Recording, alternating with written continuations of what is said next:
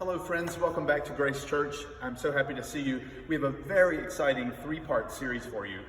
Today, Thursday, which is normally our concert, and next Tuesday, we're going to take you on an inside tour where probably most of you have never been before, on the inside of the organs here at Grace Church. We're starting here in the chancel so we can reference sort of where we are. I'm here in the front, the chancel, but we're going to have David just give you a quick look at the back. That's coming. That's going to be a week from today. The back case, 1886 Hutchings. You can see that it's about 3 stories high. So we will be getting our climbing gear on and taking you through that a week from today. But today we're going to start in the front of the church with the chancel organ. So you'll see there are 2 cases here in the front, twin cases designed by the firm of Cram, Goodhue and Ferguson in 1912 when the chancel was built. They're exactly the same, with the exception of the fact, as you'll remember back to our chancel woodwork tour, the text on the organ starts the Gloria in Excelsis on this case and continues on this case. So the text wording is slightly different, but other than that, the cases are laid out. The case on this side is only as deep as you see. It's about 2 feet deep, and the only access is through the left-hand lower square panel where the rosette is. So it's very difficult to get into that case. You have to pull that out and then climb up on a ladder and climb through that. That contained 1 set of pipes originally in 1959 when the organ was redone, a set of pedal pipes at 16, 8, and 4.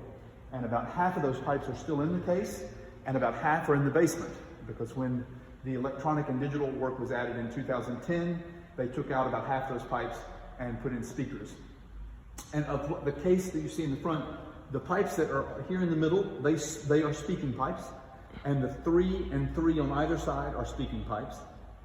The top big pipes that you see aren't even really pipes. They only go down just beyond the front pipes, and then they're just cut off. They're basically like long, narrow garbage cans. They were just designed to complete the facade, and that's not uncommon in organ facade design. Sometimes pipes are what we call dummy pipes, just to help finish out the look of the facade. There are also 5 pipes on either end. You'll see from the inside, we'll show you those, or David can show you one now.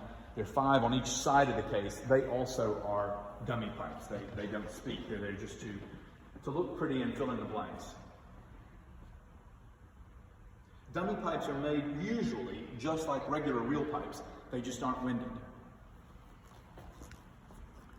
This case on this side, just our lighting is not fantastic, but this case has better lighting than this case. For some reason, the way the lights are arranged in the ceiling.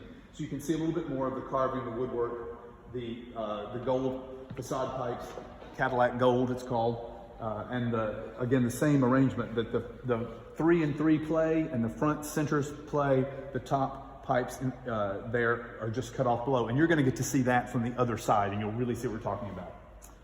So we'll continue down. You can see here we've left the lights on in the chamber, and this is where we're about to take you, up into the chambers here. There's several different enclosed spaces, basically 3 general spaces. The far end, this big middle section, there's a little hallway with pipes in it, and then a big section here behind the facade. And we'll explain all of that as we go up. So on our way up, David's showing you the last little bit here of what you see from down here. You can see pipes peeking through. The facade pipes, you see generally, maybe see about 30 pipes here in the facade. There are about 2,000 pipes in the front organ, and so you'll see, it's very hard to tell that, but when we get inside, you'll see how that works. We'll just pass by the console here. So this is known as the console. This is the part we play. This is where, we actually play the keys and the pedals. And I should just mention, all the buttons, these are called stops or stop knobs, and they employ a division of pipes. So I'll be talking about this up in the organ, but if I pull one stop, I'm activating a set of pipes, and I can show you what a set of pipes looks like up there. Each stop represents a different set of pipes. Some of these stops control the front, some of these stops control the back. But just as an example, if I just pull one stop now, and these are pipes that we'll see. I'll pull one stop now and play. And those pipes are directly across from us in the swell division. So we can explain more what that looks like. So let's go on a climb. We'll show you how you get from here to there. So we pass through the vestry.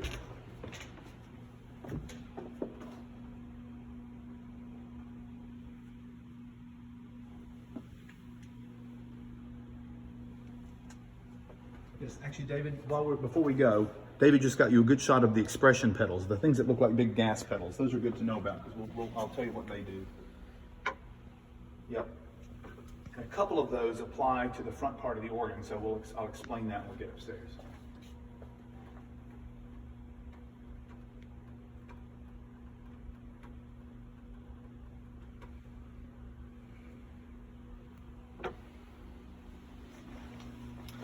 So to continue our tour, we'll pass through the vestry.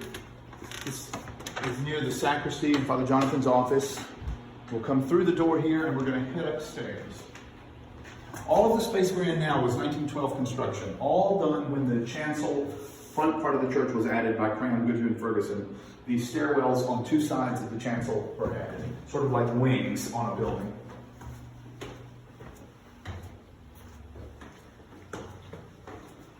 So the stairs continue up. The old choir room was there. It's now a Sunday school room. And on up to other meeting rooms and ultimately to my apartment, which was built in 1912 as well for the sexton of the church. But we're going to pass this way, through this hallway. And what we're seeing here is one of the two angel windows that flanks the high altar, backlit by, of course, a spotlight. And then when we're passing here, we're actually going behind the high altar and the window behind the high altar. So this is Chapel Street behind us. And this is the space between the outside wall of the church and the chancel. Pass into the east side of the building. Other angel window here. This very large stereo cabinet is sort of the brain of the digital part of the organ, the digital electronic part of the organ added in 2010. So this is what basically controls all of that. Now we're going up again, and we're passing into a sort of a studio. We'll come in this way. So this room was the top floor in 1912 on this side. On the west side of the building, the building went quite high, up to my apartment. On this side of the building, it only incorporated the Chafee room, as many of you know where that is, below us, and this space here. Not sure what the space was for. Would have been a great choir master's office. We currently rent this space to a jewelry maker, a highly skilled jewelry maker, and this is some of her layout and equipment here. She's not here right now because of coronavirus, but that's what this space is. But it's also the access space to the chancel organ. So if you'll remember, we were down in the chancel. We went around into the vestry, up behind and in. And what we're going to do now is enter what was the farthest section of pipework near the high altar. And I'm going to climb in and David will follow me.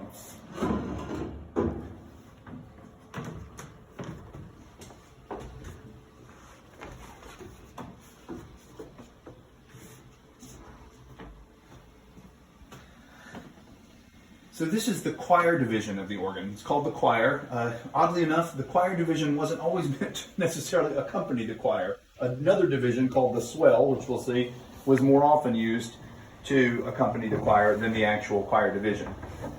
So we have high-tech filmography going on here. So now we're here in the choir division. It's a very small division of 6 sets or six ranks of pipes. And you can see that they all look different. There's a set of pipes very near you here. These are the English horn pipes, and they have a very unusual shape. Most pipes are arranged in 2 rows. And then on the other side of the English horn pipes, we have principal pipes. You can see they go from the low pipes are the tallest ones, and the high pipes are the lowest ones, smallest ones. I'll lean in. So we have a 4-foot flute. We have an 8-foot flute, which is called a chimney flute. You can see the chimney on top. And then we have a set of pipes called Erzählers, and I believe Erzähler comes from German for talker. Somebody, speaking. And so these are very tapered at the top, and you see the little scrolls. It looks like a sardine can. This is how these are tuned. And there are 2 sets of those. They're slightly out of tune with each other, and they're meant to do that to give an undulating effect. And then the larger pipes along the edge here, it's called a viola, but it really functions like a principal in the organ. We'll talk a little bit more about that on Thursday when I'm at the console. And then what you see here are what we call swell shades. They look a little bit like Venetian blinds on their side, And then, David, I'm just going to make sure I don't fall. There we go. So when you saw those big gas pedals at the bottom of the organ, with the foot, the organist can control, open and close these shades, and that's how we control the volume. So the volume of the pipes never change. It's how much volume is allowed into the room. So we call this an enclosed division, or an expressive division. And you can even see probably a little bit down. You can see sort of where we are. You can see down to the chancel there. You can see the chancel floor, even down to the console. Those are controlled by this big mechanism on the wall, which is it's a pneumatic used with air pressure. That's what causes it to work. And then you can see the cords and pulleys and cables and springs. That's what opens and closes those shades. And the lowest pipes of some of the stops are behind me, both the Erzähler and the viola. So each set of these pipes is represented by a stop down at the organ. So this is quite a tiny division, but even so, you see there are lots of pipes. There are roughly 6 ranks of pipes. Each one has 61 to 70 pipes. 6 times 7 is 42. So probably 425, 440 pipes or so just in this room alone, because they get so small. They're sitting, if David can show you, they're sitting on what's called a toe board. And the toe board is simply to hold the toe of the pipe and to brace the pipe so that it doesn't fall over. I mean, there's a brace here as well, but the toe board is what the pipe goes through. And then the pipe is actually resting on the chest, the wind chest. And the wind chest holds air that's been sent by the blower. We'll talk about the blower later. Don't let me forget, David, to reference the blower. Maybe we'll make that part of next week's tour. But the blower sends air up into the wind chest. The wind chest holds it and stabilizes the air and equalizes it. And then each pipe is sitting on a little opening in the wind chest. And when I pull a stop and press a key, it opens the little valve underneath the pipe and lets the measured air into the pipe. And that's what forces the sound to happen. So even though the pipes are up above the floor, there's a lot of stuff going on below the pipes and below the floor. David's holding a reed pipe. This is the English horn. And actually, while you're there, David, you can just point to the boot of the pipe, which is there, and then there's a tuning wire which sticks up out of the boot. That's how you tune the reed itself. There's actually a reed in there, and then you have the actual body of the pipe. The other pipes, that's the only reed pipe in this division, and I'll show you. Let me just pull a pipe here. And then this is just a flue pipe, F-L-U-E, like chimney flue, which means there's no boot and there's no reed, and it just functions like a whistle. And that's exactly what happens when the air comes from below. It has a mouth, a lip, an opening at the top, and this is the tuning sleeve. This is how the pipe is tuned, by moving this sleeve up and down. This is made of spotted metal, so it's a mixture of lead and tin. That's the most common pipe metal here. There's some that's heavier in lead, some that's heavier in tin, and then there are some wooden pipes, none in this division, but you'll see some. So this is the choir division of the chancel organ. One division of the organ, about 430, 40 pipes. And so we're going to now move out of this space and into a larger space with many more pipes. And Dave and I are taking our time because we don't want to fall. It's very precarious here.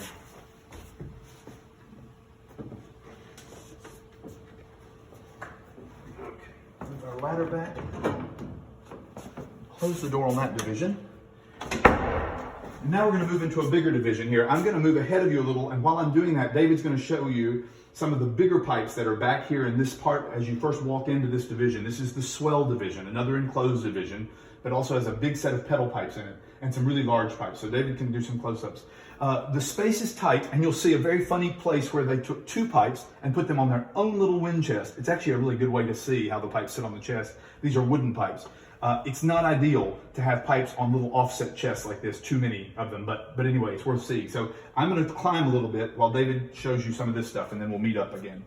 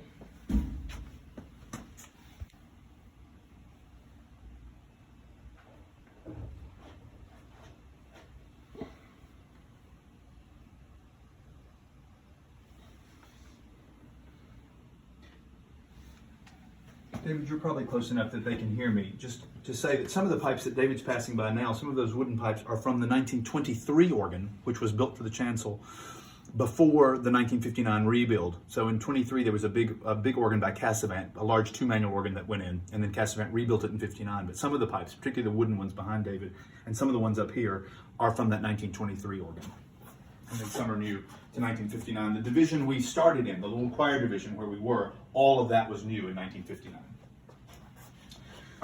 So I've climbed up into what is the swell division of the organ. It's the largest division of the front organ. It's 17 ranks or 17 sets of pipes. So let me do my math real quick.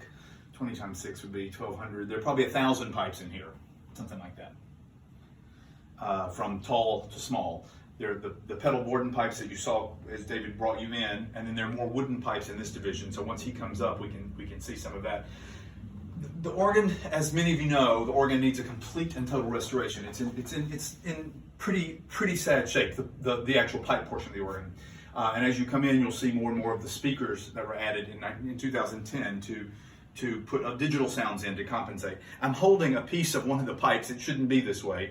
It's broken off from right here. It should go right there, but it's just broken off because the soldering is old and it's just let go. So we store it in this pipe. And you might think, well, what happens when you play this pipe? Well, we don't play it because the reed pipes of the organ, like the English horn you saw, in here there's a trumpet, a bassoon, and an oboe. These are some of those pipes. These are the reed pipes. They are in such sad shape they can't be tuned anymore until they're restored. So we don't use them. So we don't play them because they are so out of tune. So really using this as a pipe holder is fine for now.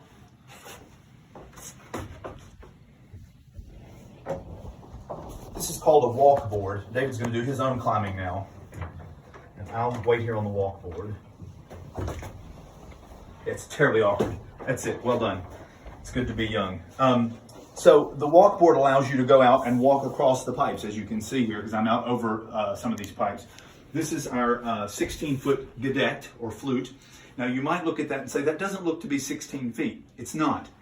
These pipes have stoppers in them. It's a big stopper that goes down. It looks like an old desk blotter that goes down in the pipe. It's a trick. By having the pipe be a certain length and then pushing a stopper down another certain length, you get the pipe to sound an octave lower than it would normally. So you get 16 feet out of about 12. The lowest pipe only has to be about 10 or 12 feet tall. And you see more wooden pipes here, some with stoppers, and then some, if I can do this, some with these little, again, looks like the top, sort of like the top of a sardine can, peeled back. That's how you tune these pipes. These, all the wooden pipes you see are older. I believe they all date from 1923.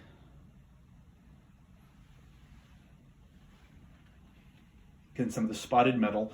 And then this set of pipes that David's over right now is a mixture. This is when you have one stop on the organ that pulls on multiple sets of pipes at once.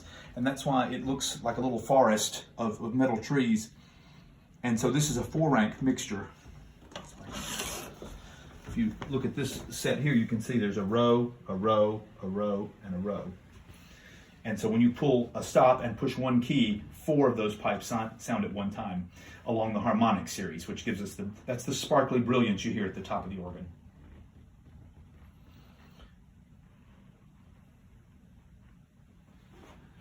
Some people have asked me what's involved in a restoration. If and when we get to that great day when we're able to restore the organ, every single piece of equipment you see here, pipes, woodwork, walkboards, wind chests, swell shades, everything has to leave the building.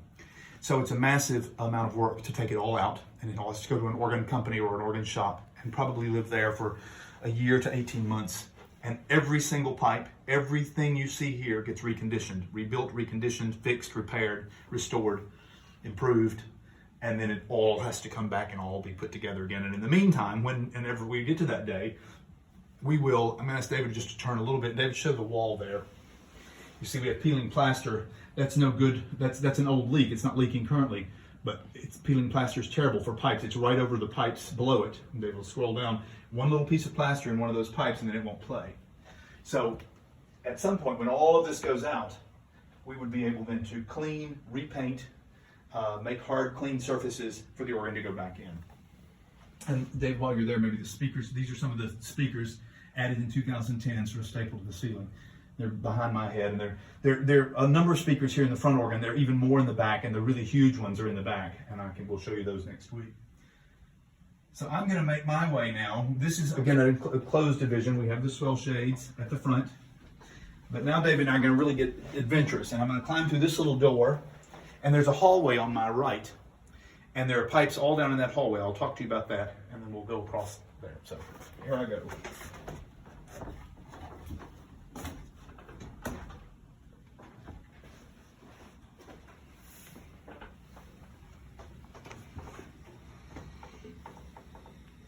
So this little sort of tunnel hallway contains two sets of pipes. They're both reed pipes. We've talked about reed pipes that have the boots and the tuning wires. This has the trumpet for the great division in the front. This whole side is the trumpet, and it doesn't play at all. Completely unplayable. You pull the stop and nothing even happens. It's disconnected because it was so problematic. The pipes, over time, they weren't supported properly, and over time they're bending and actually falling away from the wall. This side is the pedal reed. It's two stops, a trumpet and trombone, basically. This is the biggest one, and there's some interesting things about this. So this one really would be 16 feet tall, but it's mitered, and that means that the pipe is like a trombone or a French horn. When you see the metal is curled like this, otherwise it would be so long nobody could hold it. That's the same thing here. There's no height here, so they've curled it. But over time, the weight, and I think David can show you this, and I'll point, the weight has completely bowed the pipe and the boot. They're completely bowed in, almost at, I'd say, a 70-degree angle. Now that can be repaired. Part of what we would do, that doesn't mean you throw that away. It can be repaired and supported better, much more good support for it. But you can see that trying to tune these pipes, and the reed pipes are the kind that have to be tuned frequently. And you see what a nightmare it would be to try to get in and tune these pipes, which is probably why they eventually gave up. So this whole set of pipes basically sort of unusable and not really helpful. So before I'm going to get out of the way and let David come here, and one of the things he's going to do is then show you a pretty good view of the choir stalls and the chancel from here. This part of the organ is much dirtier than the two divisions we've been in because it's not as enclosed. It's more open sort of to the elements, as it were, elements of the whole church. So there's lots of mess and dirt and debris, and all of that, of course, would be cleaned up. You can see we've added lighting. None of this lighting is permanent. David and I have added clip lights, so you can see a huge part of the project actually would be to add proper lighting so that tuning and maintenance is much easier to do. So I'm going to move into the great division of the organ and then catch up with you there.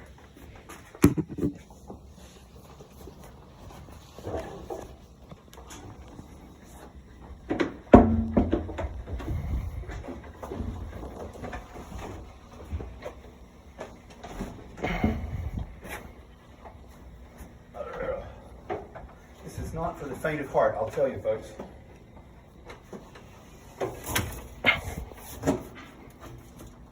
So David is showing you that view down to the chancel. You get a sense. So next time you're in the church and you're in the chancel, look up, you'll know what you're looking at.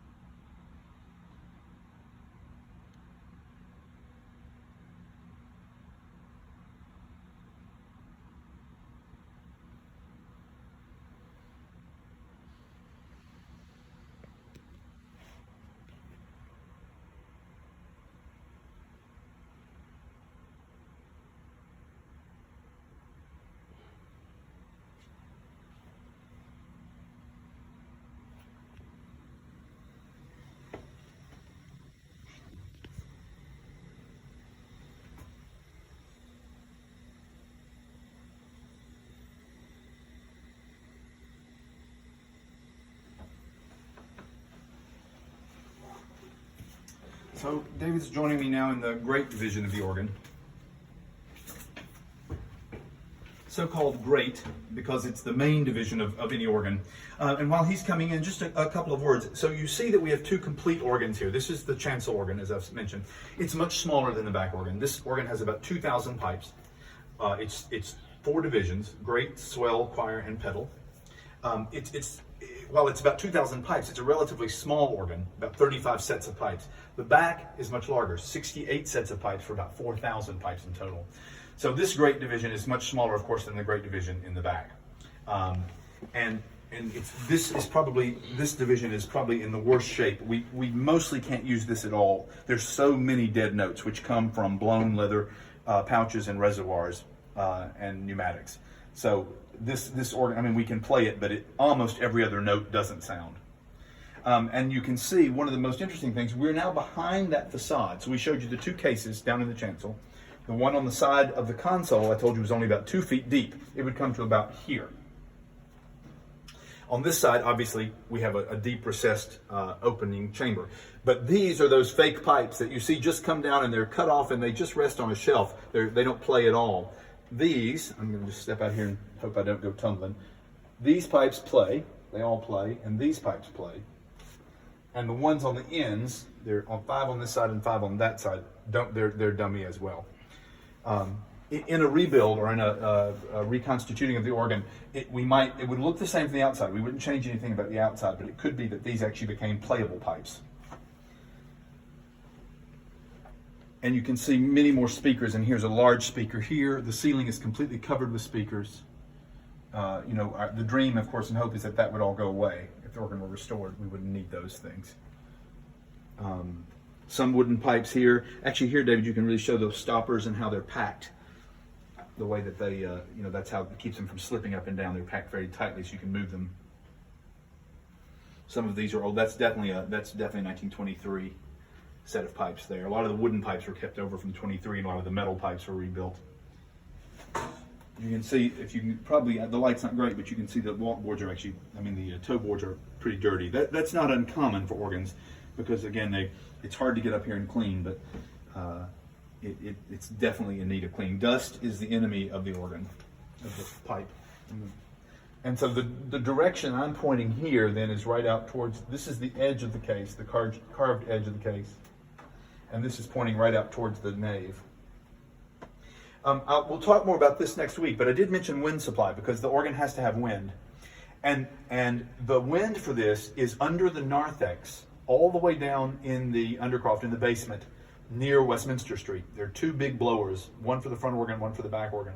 So the blower for this one, the pipe runs through the undercroft, through the old Kronheimer now hall, but Gamble Hall, the old kitchen down there. It's a wind line about this big. Runs through there, all the way up through the closet in the chafee room, and all the way up here. So the wind for this organ is coming from almost Westminster Street. It's a long run for wind supply. Though that with wind stabilizers and if the pressures are correct, that doesn't have to be a problem. But that's where the air comes from. And again, these walkboards allow us to come out over. But even here, it's very precarious to get to tune, say, the pipes that are over in that corner. So I'll just sort of summarize for you one more time. We started at the console. We talked a little bit about how the console worked. We showed you the cases from the chancel floor. We looked up and saw the 2 cases. We're in one of them. The other one, as I mentioned, has only about half its pipes, and it's very shallow. If and when we're able to do an organ project, one goal would be to make more accessible that case on the other side, either from below or behind.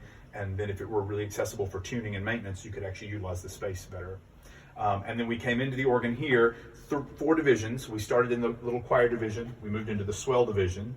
We came through, and the swell division also has some pedal. It's a very small pedal division here on this front organ, but one stop in the swell box, and then we just passed through the little hallway with some reed pipes, pedal and grate, which are basically not playable. And now we're in the grate division of the organ. About 2,000 pipes, and again, this was all done in 1959, incorporating work from 1923 Cassavant. So the next few days, or the next few sessions, on Thursday for the noon concert, we'll be at the console talking about how the organ functions, and we'll relay some of the things we've seen here, the swell shades, the different kinds of pipes, now that you've seen them. So do your homework, study this good, and then on Thursday, you'll know what we're talking about. And then next Tuesday, we'll really do the big guns, and we'll do a big Swiss Alps climb through the back organ, and if we make it, if Dave and I both make it all the way up, you'll get a view like nobody ever gets. So we'll have that to look forward to. Thank you so much. Have a great week. Stay healthy, and we'll see you very soon.